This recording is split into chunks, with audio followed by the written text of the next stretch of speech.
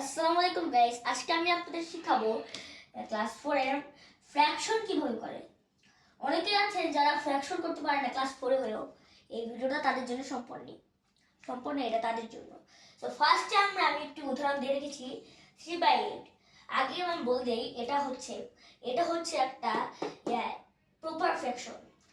মানে আপনার এটাকে বলে নিউমিনেটর, সেটাকে বলে ডিনোমিনেটর। আমি লিখে দিচ্ছি।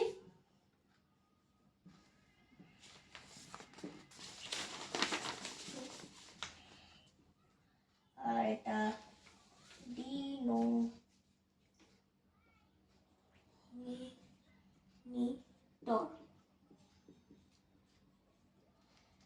তো এইখানে ফ্র্যাকশনের নিয়মটা হচ্ছে আপনার যে নিউমেরেটরের জায়গায় যদি ছোট সংখ্যা থাকে, ছোট সংখ্যা আছে, এই ছোট সংখ্যা থাকার লাগবে যখন এটা প্রপার ফ্র্যাকশনে।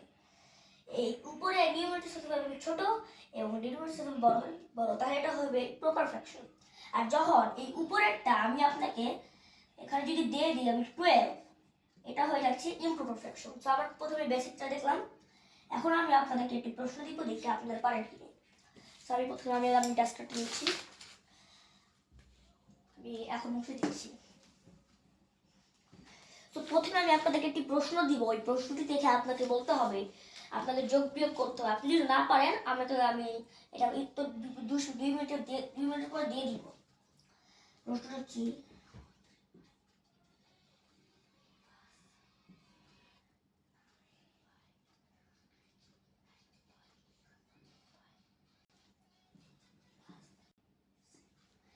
এই প্রশ্নটি আপনার উত্তর দেন।